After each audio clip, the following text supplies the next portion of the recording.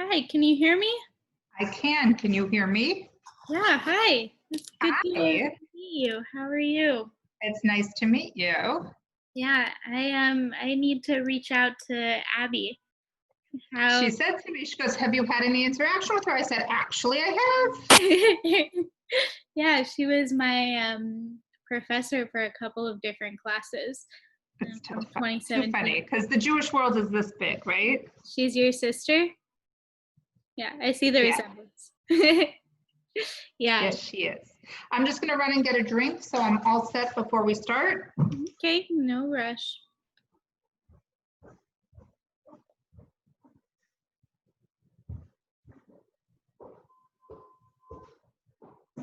Wait, Raquel? Yeah, come here for a second. Oh, I need ice for that.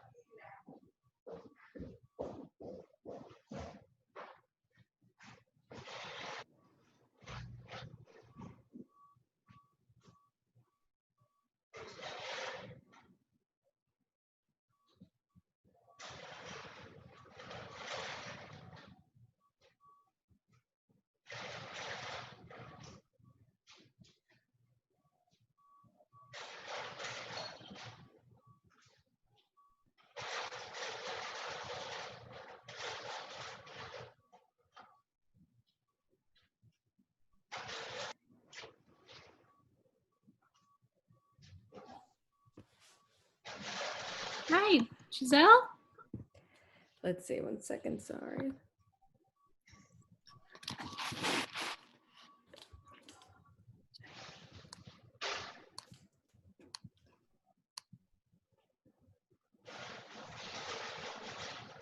Hi. Hi, how are you? Good, how are you? Good, nice to meet you. Me too. Remind me, where are you coming from? I'm in Dallas, Texas. Oh, great. We're running a high school program and we have a participant in Dallas. I'm trying to remember which one of the 27 she is, but it's good to see more. It's good to see another face. Yes, Thanks definitely. for doing the webinar with us. No problem. I hope you guys get a good response. I'm sure. And we'll also hopefully be going on Facebook Live. So we also get a bunch of views from that as well, and it stays on Facebook. So we normally get hundreds of views. Very excitingly. Yeah. And Tammie, where are you? In Teaneck. I've heard of it. Yeah. Very cliche. Yeah. I'm in Washington Heights, but I grew up in. Oh, that's pretty cliche too. Yes, I'm guilty. Yeah, no, that's true. That's the conversation amongst all my friends here is, when are you moving to Teaneck? That's so sad. Why? Yeah. I don't know. Some of us might make a pit stop in Riverdale first. There you go. Right? Yeah. Yeah.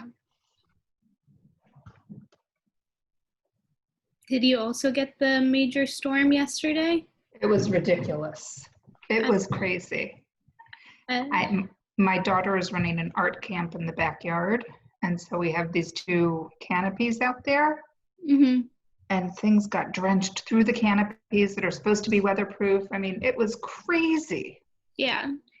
We were doing another online program, and it was me and another person from Washington Heights who lives 10 blocks away from me, and you just heard the booms from the thunder on both of our ends. Yeah. Just absolutely insane. From my window, it looked like a tree was going to fall down. I saw pieces of trees outside when I was when I was out this morning. Yeah. But it did mean that nobody was partying in the streets. Right. There is definitely that.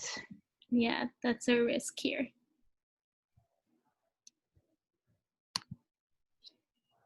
Okay. Now we're waiting for Daphne, but is there any other questions that I can answer?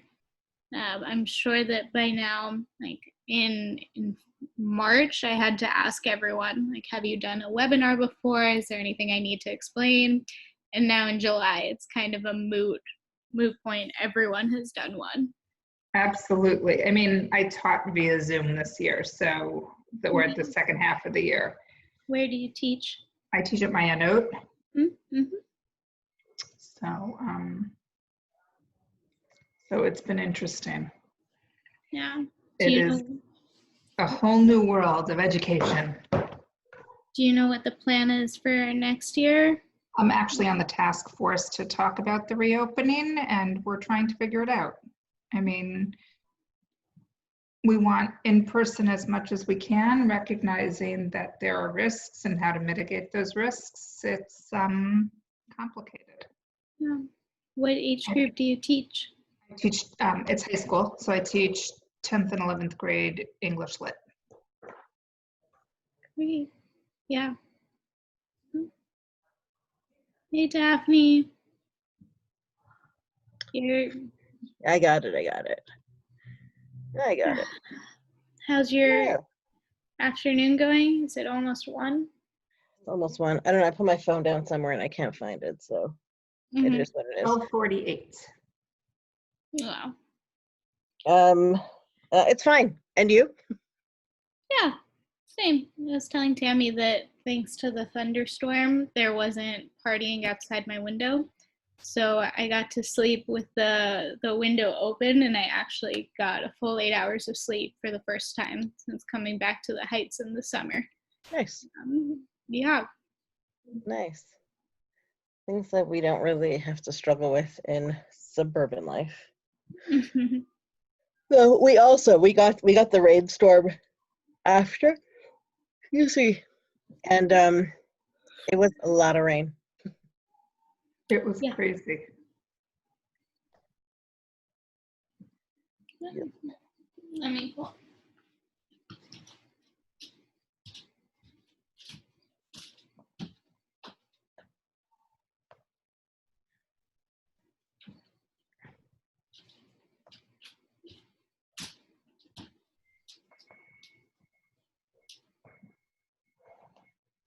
Did we lose Gisele?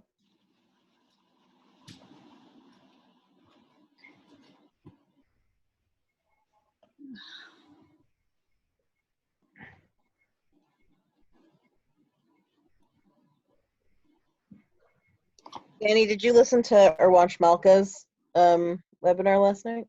No, I couldn't make it. Did you? I did.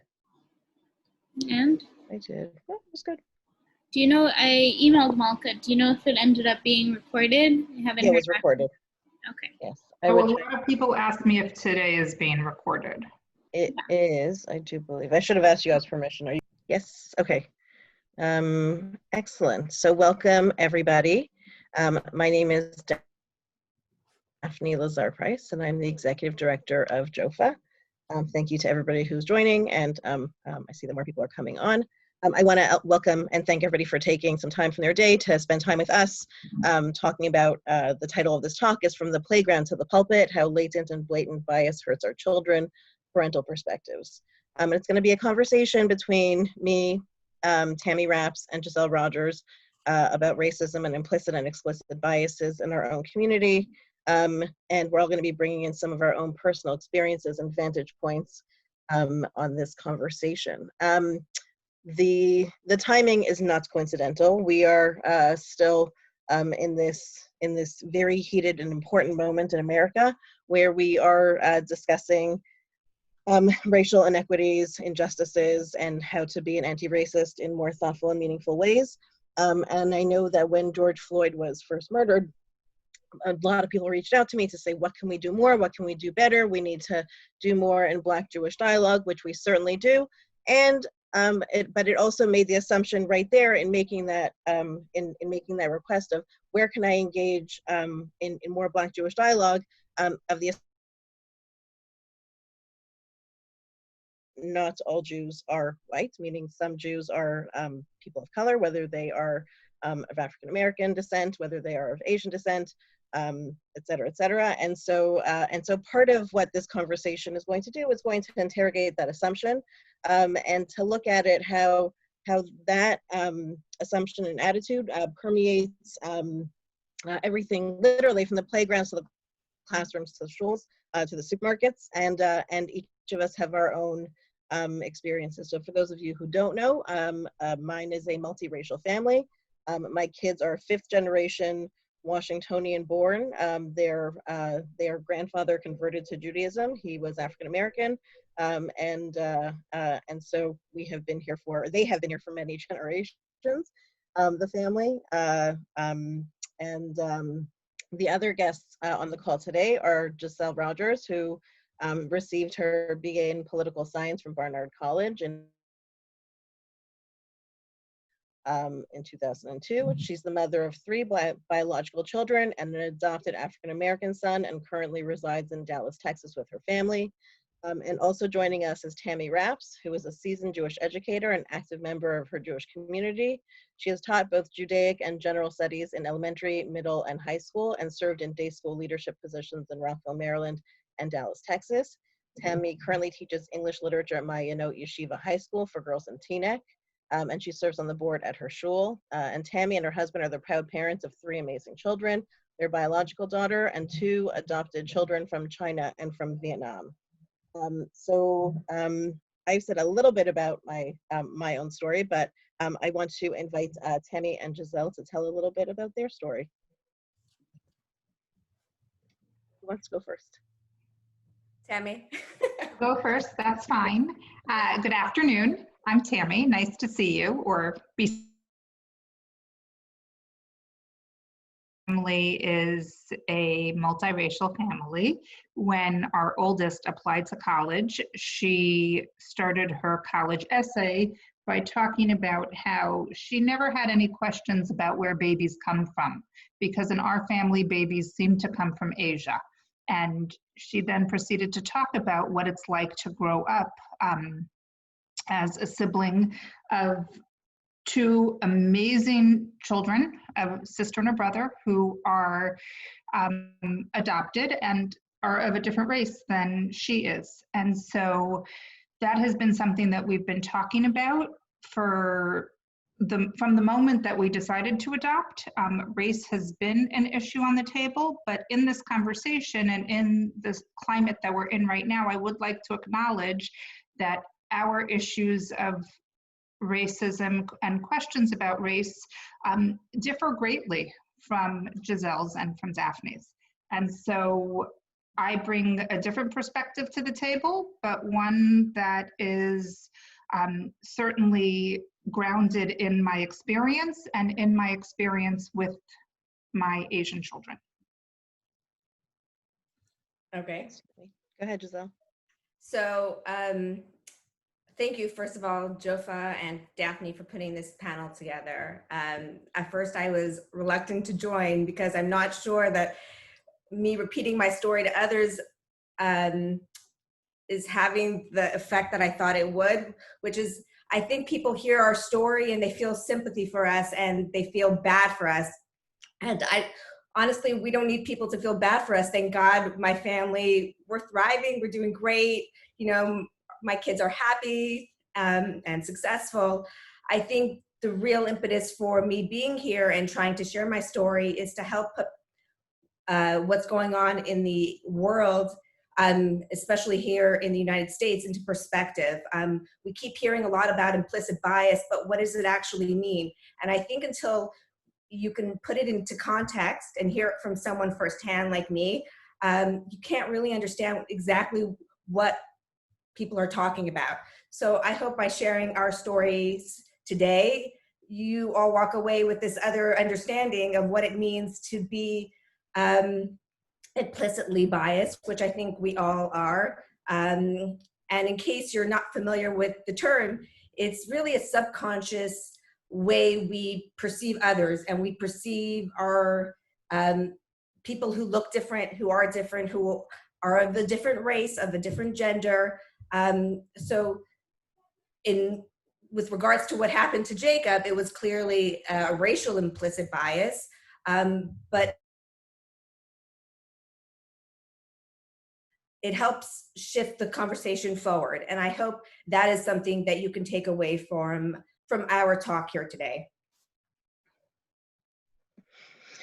Thanks. And I guess, Tammie, you alluded to this a little bit, and Gisele also. I know that between just massive shifts in our lives because of COVID, and then kind of, so that, that's what's happening in our homes. And then outside of our home, there's been, the number of marches, the number of conversations, and the kind of heightened awareness of racial injustice and systemic racism and implicit bias, out in the world. How have those conversations kind of proliferated in your own home? And I'll give you an example to start. In our house, we, I'll give you a minute to think. In our house, there was a debate about, do we go to the because we had some exposure issues and didn't want to expose others to that. And then the question is about, like, really, what does it mean to be Black, or to come from a family where being Black is a core part of the identity, and how that changes really, like, your experience where you are, and how different it is, and the difference is also, being home, being in your community, and being out in the world. So that's kind of been our experience. Okay, so I'll start, I think. So for us, I think it's important I give you context. So I'll start with my story so that you could see where this has led to. Jacob's adoption story starts in 1999. I traveled with American Jewish World Service to Zimbabwe summer, and we helped build a spillway. And I was privileged to live in a village where a mother and her 4 sons really took me and 2 other volunteers in, and they were impoverished. When you think of Africa villages, they fit that picture. I mean, they really had nothing but gave us everything. And it wasn't only my particular family. The whole village opened up like that to all the members who were there on our mission. And it really created a sense of interconnectedness between all of us. We couldn't talk the same language, but somehow we managed to communicate this universal love and compassion we had for each other. And it was the biggest blessing and biggest gift. And I walked away from that experience saying, if there's one day in the future, I'm connected with all of these people. So if one day in the future, emotionally available to support a child who's been orphaned, and there's a mother in some country who was unable to care for her child for whatever reason there was, I would step up and help her with that burden. It was always something in the back of my mind. That is just something that I would want to do. And many years later, fast forward 2008, I'm happily married. I have 2 children. My husband and I are talking about having our 3rd. And I say to my husband, I'm ready to adopt a child from Africa. And he looks at me as if I was crazy. And he said, what are you talking about? And I said, remember when we were dating, I told you I wanted, to adopt a child from Africa, from my experience with Zimbabwe. And it started this conversation about what that would mean to our family. What would it mean to adopt a Black child in our family? And my husband, who is very clear, thoughtful, and clearly had more foresight than I did, who I guess was less naive than I was, said, you know what, if we're going to do this, we might as well focus on an Ethiopian adoption, because God forbid, if our child is ever discriminated here in the United States, he or she will find a community in Israel where, he or she feels like they belong. And it was the right thought. That's exactly the right way to view it, unfortunately. And so that's what we did. My husband went to speak to the rabbi of our community and a couple of other members who were not for this idea at all. In fact, they tried to dissuade him from going through with it. So before we close the door on this, I asked Michael to go on a medical mission to Ethiopia. And if after 2 weeks being there, he didn't feel the same emotional connection that I did, then okay, I would let it go. It's clearly not for us. But he came back and he was completely on the same page, and we started this adoption journey, which took 3 years. So in the meantime, we had another daughter, and we had 3 kids. And by the time Jacob came along, my youngest was 3, and then 3, 6, and 8, I think it was at the time. And Jacob was actually turning 2. And although we were expecting an infant, Hashem blessed us with this child, and we were so excited. Brought him, traveled to Ethiopia twice, once to meet him, once to bring him home, brought him home, and it was seamless. He fit into our family. It was as if he was there all along. And I had this color blindness on. Everything was rose gold. Like, I didn't expect that we would receive any kind of backlash, because why should we? We're bringing a child into this world, a child who needed a home.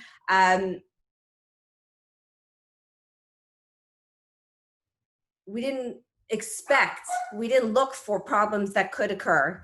And so we kind of went through life, and then Jacob started with the preschool, a small, like, Gan-like environment. And then when it was time for him to join kindergarten, we decided to put him into school with my older kids.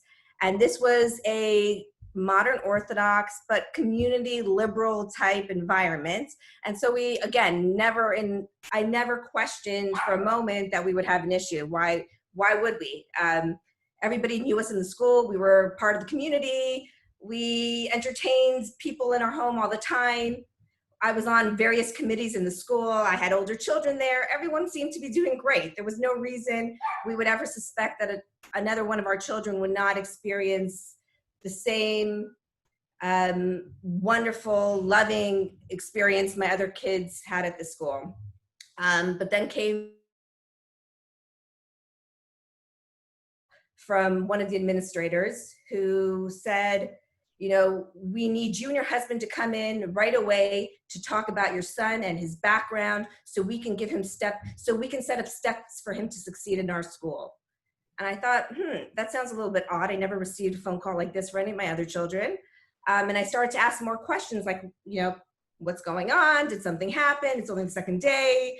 And they said, well, we can't really tell you too much information. I said, well, if you're going to make my husband take off time from work and you're asking me to come in, I kind of need more information. So they said, well, yeah, on the first day of school, he found a staple on the floor and he scratched a magnetile, and the teacher asked him to stop and he didn't stop. I said, okay, and doesn't sound like an emergency. Anything else? Oh, yes. They were lining up to come back from classroom recess, and he ran upstairs to the 3rd floor, and he didn't and we had to go look for him. I said, that could be frightening. Okay, that's something we could talk about, but do we need to come in for this emergency meeting? And then this woman proceeded to say, well, in truth, we think your son is a danger to himself and to others. A danger? What did my son do that was so dangerous? And we slowly were able to pry out of this woman that she and a few other administrators during the summer, while my son was in summer camp at this school, noticed him exhibiting behaviors that they thought were, you know, dangerous. Okay, these administrators have no education, no background in child development, education, but they made this assessment, which warranted an emergency meeting with all the administrators and staff. Okay, so what did they see? They saw my son being clingy to the counselor. They saw my son playing hide and seek with this counselor. An altercation in the carpool line. But in their eyes, Jacob was hurting Julia, and he was being aggressive towards her. So that was clearly dangerous. When we started to hear all these things, clearly it didn't make sense, right? Anybody who knows my son knows, like, kid's harmless, sweetheart. Just a good soul, loving, funny. So to hear all of this in contrast to what he had experienced 2 years prior at this other preschool, it was a little bit shocking and unnerving, and made us, something didn't feel right. And when you're coming from a place of colorblindness, you start to second guess yourself. This can't be discrimination. Like, who discriminates anymore? Like, we're past this in society, right? And you start coming up with excuses. Well, it can't be what I think it is. But in the end of the day, it is what it is. And in this situation, these administrators had an implicit bias, and it affected the way they perceived whatever Jacob did. In their eyes, was perceived in a certain way, whether it was that way or not. They didn't intend to do it. They didn't mean to cause Jacob harm. But they reacted on these implicit biases, which in turn caused Jacob harm. So this was just the beginning of the year. This is how the whole year started. I started a dialogue. This happened Friday before Shabbat. I started a dialogue with the head of school right after Shabbat. It was killing me. All Shabbos, this is all I could think about. I'm still trying to make sense of what's going on. These people, I know these people, why would they make these accusations? Couldn't understand it. Couldn't get myself to say this is racism. I just couldn't bring myself there because I expected so much more from my community. And I felt almost ashamed as part of this community that we would go there. So I start this dialogue. The head of school says, you know what, bring your son back to school. He'll prove to everybody he's not who they thought that he was. And it's like boiling inside of me. Are you kidding me? You just violated me and my son. You want me to bring him back into this school? I couldn't get myself there. And then I look at Jacob and he's so excited. He's wearing his uniform. He wants to go to school with the big kids. I couldn't take that away from him, especially when he didn't know what was really going on. So I take him to school. I stay with him the first day, the second day, and I start to observe things myself. I realize that this is going to be more of a struggle than I thought it was going to be initially. And again, I don't think anybody in any of this scenario was malicious. There was no one who was overtly racist, who was saying terrible things. It wasn't like that at all. It was just so underneath the surface, things that were happening, and they didn't even mean for those things to happen. I'll give you an example. I was with Jacob and two boys Jacob and another boy ended up at the same spot at the same time. So they started to tussle with each other who got to that spot first. So instead of the teacher going up to the two kids and saying what happened here, or, one of you goes to this part of the line, one of you goes to this part of the line, just split up. She left one boy where he was and grabbed Jacob by the wrist and made Jacob walk back with him to the classroom with a firm grip on his hands. Instead of talking it through, instead of doing something more equitable, her reaction was to hold Jacob and take him back to the room in her hand because he couldn't be left by himself to do the right thing and stand in a different position in the line. It just was the subconscious thing that the teachers were doing, and they weren't even realizing they were doing it. Why didn't they take the other child and hold his hand or hold both children's hand to the classroom? A colorblind person would say, no, she didn't do it because he was Black. She just did it because she was trying to react quickly. And that's how she just took his hand and she wanted to get the rest of the kids in the room. That's what a colorblind person would say. But after having been through enough of these experiences, I'm trying to learn that it's not to be colorblind is to close your eyes to sometimes the unfortunate situations that are occurring, which is people acting on certain implicit subconscious biases. And for Black children, for Black men, it's that they are unruly, that they're dangerous, that they can't be, they can't be subdued or spoken to. They have, everything has to be more physical, and again, as I was going through all of this, I started to do a lot of research. And even in 2013 and 14, the U.S. Government of Accountability did a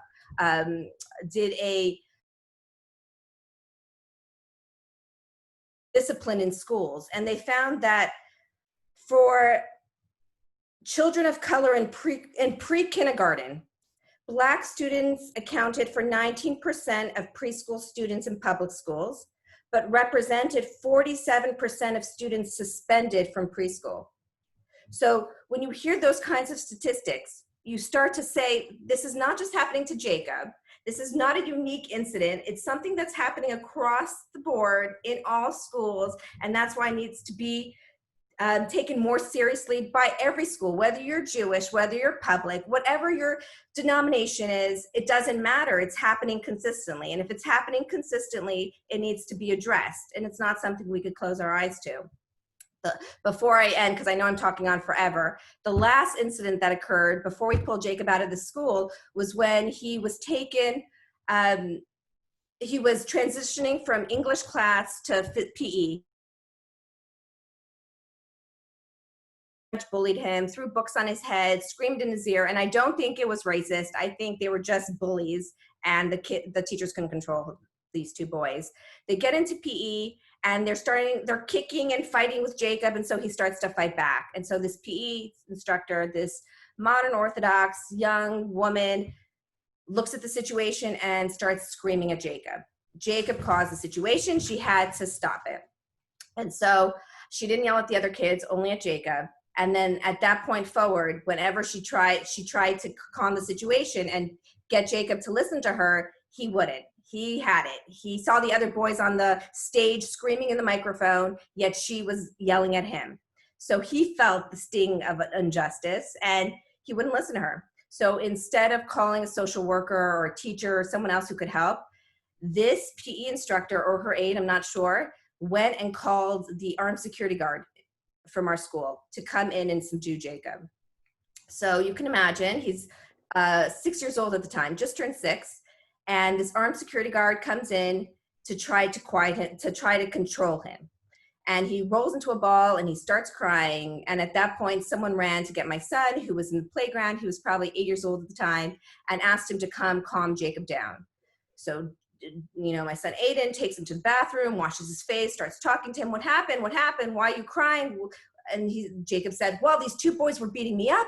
And then the teacher came and she screamed at me. She said nothing to the boys. So my son was able to get the story out that the teacher couldn't give my son 5 minutes to explain. And my son said, you know what, Jacob, go back, just listen, try to calm down, listen to the teacher, and everything will be fine. And so Jacob went back out there, rejoined the circle, and the security guard stood over my son and, for the rest of the PE class. So what impression do you think that left all those other children in that gym on that very day, that the only way to subdue an angry Black kid who will later turn into an angry Black man is by calling the police, an armed security presence, to control the situation? This is the problem with implicit bias. It breathes and it repeats and it ingrains itself into people's subconscious.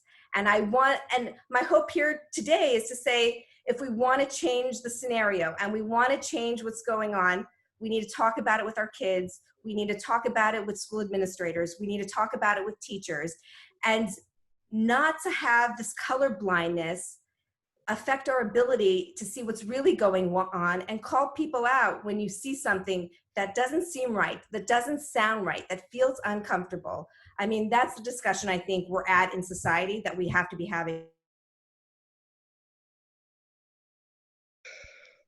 I need a moment to take that in. And I've heard the story before, but it hurts every time. And thank you for sharing, because I know you've written about this. I know that some people have read about it before. I know that you have other friends on this, but not everybody's heard this. And this in some ways is like the quintessential, I hate to say the quintessential example of like you said, implicit bias that permeates through now through the whole school community. And I'm sorry for it. So I want to stay on the topic of schools for a second, because we know as parents of kids that send our kids to day school that we have a lot of expectations of our schools, and they're busy meeting their philosophical goals, their educational criteria. And speaking from our own experiences, well, I guess Gisele, you've already answered, but Tammie, how do you think that the schools that you have sent your kids to, how do you rate them? Do you think, what do you think they could be doing better? So I wear a unique hat when I answer about schools because I answer both as an educator and as a parent. So my simple answer would be that schools are places to teach and learn, and we need to be teaching and learning in our day schools, in our communities, about race, about the intersection between race and religion, and what Judaism says about Tselem Elohim and every person being created in the image of God, and what that means in practice and not just in theory. And that's sort of that professional side of the way I think. And it very much informs my own understanding of my own children and their experiences in day school, where, for example, recently, an Ivrit teacher called me because she was teaching the word for slanty, for diagonal. And she used the example of Chinese eyes in her Ivrit class. And my daughter, who is Chinese, was in the classroom. And how did my daughter feel about it? So, you know, my daughter probably didn't think twice about it, but it stung me because just a year before, somebody in her school, and it was a new school to her, asked her, how can you see out of those eyes that you have? I don't understand how you can see. And that is this recognizes once again that even though she is a modern Orthodox girl and a B'nai Kivanik and goes to Camp Stone and does all the sort of mainstream modern Orthodox things and goes to day school, she's still different. And it's a painful moment. And you had asked, I just want to backtrack for 1 second, as you had asked about the climate today. And for the most part, when I started my conversation, I said, you know, race for a kid from Asia is a little bit different from a child born in Africa or somebody born in America to a Black family. But we have people talking about a China flu. And we have a lot of hate crimes that are being perpetrated against Asians right now. And nobody's making any distinction between who's from China and who's from Vietnam and who's from Japan and who's from Korea. And that's a scary environment. So I feel that we've been blessed to live in 3 communities with our children, and each community has embraced them totally and completely, but very much in a colorblind way. And to say, I remember a very dear friend of mine said to me, you know, we don't even realize that Ruthie's Chinese anymore. We forget because we see her and she's just Ruthie. So in some ways that's a beautiful, wonderful thing. And in some ways it's a very difficult thing because we want her to integrate all the parts of her into who she is. And we want schools, to go back to your initial question, to help her understand how, and our son Ranen, to understand how forging their own identities as Asian and as Orthodox are not mutually exclusive, and that this is something that is completely acceptable, normal, desired within the framework of Orthodox Judaism. I'm glad you said that. I know that for us also, for example, my kids, I mentioned, are 5th generation Washingtonian, and we know exactly where the family was enslaved. They were enslaved on the Lee Plantation. And so for them, it's very much, you know, they know their history. They know that their great grandmother, I want to say, but her husband out of slavery. They know that their great grandfather was a catcher in the Negro Leagues. They know that their grandfather served in the first Polaris submarine in the nuclear navy. And so knowing, at least on the American side, once they were kidnapped and brought and sold into slavery in the United States, they know all of that history. And so it isn't just about, the Jewish side of the family. I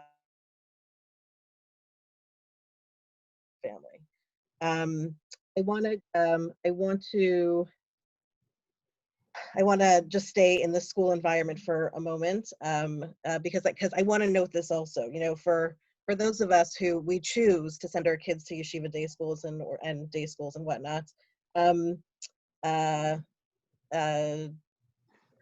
two questions. Number one, well, let me start this again. For Jewish families, and particularly in Orthodox families, we choose day schools because we want our kids to be in a self-selected environment, a social circle with a certain curriculum. So I have a two-pronged question. As adoptive parents of children who have converted into Judaism, what are your educational obligations? And two, how has this impacted your choice of schools? I'll start with this one, okay? Because our obligations changed between the adoption of our daughter in 2004 and the adoption of our son in 2007. And one of the major shifts was towards conversions done outside of Israel and their acceptance or nullification of conversions done outside of Israel. So when our daughter was converted to Judaism in 2004, we brought her home from China. We called 3 rabbis, our head of school, our shul rabbi, and another rabbi who is himself an adoptive parent and a halachic giant. And we created a Beit Din, and we went one morning and she dunked in the mikveh, and we took her to school where we named her that morning at Torah reading. And that was easy. Fast forward 3 years and things had changed dramatically. And so for our son, we did his Brit Milah in November. And then it wasn't until June that his conversion was complete, because we had to jump through many, many hoops to satisfy. The RCA worked very hard with the Rabbanut to have conversions done in America approved. And so we had to jump through many hoops. And one of the questions they asked us before he was dunked in the mikveh was, do you commit? We had to commit to Shabbat, to kashrut, and to 12 years of day school education. And so we did that, and that was easy. We're both educators and we work in the day school system, and we can do this. And as we drove home from the mikveh, my husband and I had a very, very intense conversation about, what if the school doesn't meet your child's needs? What happens if you have a kid with a learning disability? What happens if you have a job that takes you to a community that doesn't have an Orthodox high school? What happens? And we made a list of what happens, and how peeved we were about the question, only to learn several months later, when our son actually did begin day school at a modern Orthodox day school, that he's deaf. And he needed a very different type of education than the school could offer him at that time. And we made the decision to put him into public school. Montgomery County Public Schools has a wonderful deaf and hard of hearing program, and we put him there. And what will that mean if he decides to make Aliyah in 10 years? He's 13 now. What if he decides he goes to a year in Israel and wants to join the army, because they will accept kids with cochlear implants into these IDF right now? What are we doing for him by changing that? So he's mainstreamed in Orthodox day schools. He has been since 2nd grade. Is just a few shy. But that has been a question that we've asked over and over and over again. What are we doing to him by making him not only a minority in terms of his own personal abilities in the classroom, but also he is a very visible minority in every day school he's gone to. And so's his sister. So. I have to mimic what Tammie was saying, because we went through the exact same experience during our Beit Din process. We also were asked to promise that we would keep Jacob in a Jewish day school for 12 years. And we also walked away from that. And, we also walked away from that experience thinking to ourselves, okay, well, what happens, God forbid, if like that doesn't work out? And right now, having experienced what we have, we have since moved to a different state.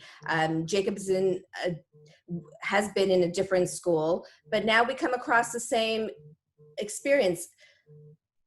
If a school or a head of school or a community doesn't really value the same, or doesn't really emphasize or stress the importance of working on systemic racism and working on implicit bias, and then we are then committed to sending our child to this day school, are we then hurting him? Are we then impeding his ability to be, to have self-confidence and be everything that he's meant to be in this world, by putting him in an environment where he can't strive and where there'll always be barriers that prevent him from succeeding? And so it's always a difficult question we have, in our households also. What do we do? Is our only choice to homeschool? It becomes, we made this commitment. Does that mean that this commitment is binding us for the, until he's in 12th grade? And for Michael and we feel like we made this promise. And so as much as we need to, as we feel bound by the promises, which is what I'm trying to say. And I think, as much as I understand why the rabbis made us commit to it, in order to keep Jacob in the fold and make sure he's part of the community, feels part of the community, it also requires something of the community. It requires that the community give in, and give something of themselves to enable him to thrive in that community. And that's the constant conflict we feel. We felt it in our previous community. It's hard. It's a hard existence, it's a hard, and when you were asking about my kids and how we've discussed everything since, George Floyd, I'll have to tell you, everything that happened to us in our other community, it kind of became an internal discussion, right? Nothing positive really came out of it. No one grew out of the experience. Even when we were in that previous day school, I brought in the Anti-Defamation League. They did a whole training seminar for all the teachers, all the staff. As all of this was going on to Jacob, we really, really did try hard to improve the situation. But we found that unless people are willing and open to working on themselves, you can't change people. It's impossible, right? So you can force a school to do what you want them to do, but in the end of the day, if there's no buy-in by people who are part of that community, by the administrators, by the teachers themselves, it'll never work. And that's where so when we came here and blew up in the media and people are protesting, and I said, okay, guys, I think, it's important that we also voice our opinion, especially in our community. It's not, what's going on is not, people are not as vocal in support of, trying to overcome systemic racism, talking about it even. The word racism here is so taboo. Like, to use the word racism or even Black Lives Matter, it's shunned because, the movement itself is very anti-Semitic, so we can't go there. People don't really understand. Nobody's fighting for the organization anymore. It's the movement we're fighting for. We're fighting for people to say, I understand the notion, all lives matter, but when you see a race being systemically treated poorly in society, and there are so many inhibiting factors, and you can't speak out against that, you can't shout out Black Lives Matter, then there's something inherently wrong with us. And I think that's part of what the conflict we faced here. And I've been trying to teach our kids that it's okay that you're different. It's okay to voice opinions that are not popular. It's okay to go out and protest in a safe way, and make sure that your voice is always heard. It's easy to be part of, how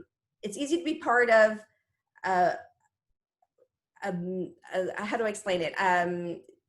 People who are status quo. It's easy to be part of status quo. It's much harder to find the courage to go out, independent, have your own thoughts, own views, and speak up for them if they mean something to you. Thanks. Daphne, may I add one more thing about school? Yes, of course. So I feel really fortunate to be part of a school now where the teachers and the teachers and the administration are really on the same page about education in many, many ways. And so grassroots, right? This is what happens in so many grassroots things. We have 2 book clubs going on right now at school because teachers want to be educated. Mm-hmm. So as a school community, all the faculty who are interested are reading So You Want to Talk About Racism. And the kids are reading over the summer, The Hate You Give. And it's just something that is allowing us to at least begin a conversation and give us common language. And it's what Gisele said, when teachers are interested and want to do something, we are a very powerful group. And that in and of itself is an example to our students. And so again, I'm wearing the teacher hat and the parent hat here, but I think that it's critically important that we're going to mess up. We have an implicit bias and we may not be able to overcome it yet, but we're working on learning and changing and having conversations to help us listen and hear the people who haven't yet had a voice. And I think that that's a really important part of it. So acknowledge to say, you know what? We want our kids to take risks all the time in school. And as educators, we talk about that constantly. And we have to be, as adults and as parents and as Jewish communal members, be willing to take that risk that sometimes we might fail, and that's okay because we get up and we try again. I appreciate you saying that. So I want to tag on to that a little bit because, as you pointed out, bias really does exist in all of us, and really all of us. And we all, we're all reading more and thinking more and following more. Tammie, you're getting some love in one of the comments here is, can you run my kids' school? Sure. And so the question is, what do you do? How do you respond when somebody says something to you that is inherently racist, whether it comes from a place of ignorance, a place of, I guess, ignorance to like willful hate? What are, how do you handle it? Whether it's like the awkward uncle, the person in front of the like the pew in front of you in shul. What are, how do you handle when somebody says something that's explicitly racist to you? So I'll give you 2 examples. One was in school, and here in our new school, it was like the second day of school. I had come to pick Jacob up from his classroom, and the teacher walked in and said to me, I have to tell you, I'm so shocked at how beautifully Jacob davened. And I kind of took a step back and I said, I didn't say anything. I was like in shock, and this is new school. I wasn't about to start any controversy. I just walked away from this other nightmare of a situation, and I just kind of took it. And I said, okay, thank you. At the time, I probably should have said, I'm sorry, I don't understand. What's so shocking? Were you shocked by anybody else in the class davening so beautifully? Like, what made you so shocked that he's black and he davens nicely? Or, so I don't know. It's such a hard thing because even I don't even know how to respond half the time. In that situation, I let it go. There was another situation in shul where my kids were in Kiddush and they were playing, a bunch of them with little kids' chairs that were piled and stacked up in piles, and they were climbing on the chairs. There happened to be not a lot of food in Kiddush that day, and so they were keeping themselves busy, and there was a table of adults sitting around, and they started to reprimand the kids, telling them, get off the chairs, put them away, you're gonna break them, okay? And I'm watching out of the corner of my eye, and then I hear one of the men at the table say, you see that black kid over there? He lives across the street from me. I don't know, my mommy instincts kicked in, that bear in me came out, and I walked up to the table and I said to the man, excuse me, that black son over there is my son. That black boy over there is my son. So if you have something to say about him, say it to me. And you don't have to share it with the table. You can come to me and tell me what you think is wrong with my son. And I think he was taken aback. And I think the rest of the table was taken aback. And to be honest, I couldn't believe I said it. I walked out of the kiddush, ran to the bathroom, and I cried. Everything that I had been building for so long had come out. Clearly the guy had some bias. Clearly he shared it with the table. No one in the table spoke up. No one said, wait, that doesn't sound so kosher. Maybe we shouldn't talk like, no one. It was like dead silent. And I get it. What were these other people supposed to say? It's such a hard question to ask. Well, how do you respond? And I don't know, Tammie, maybe coming from an educational background, how do you respond without it being so angry or defensive? Or how do you respond in a way that a person will listen to and be receptive to, instead of taking this defensive posture? I didn't mean it like that. I'm not racist. I promise I'm not racist,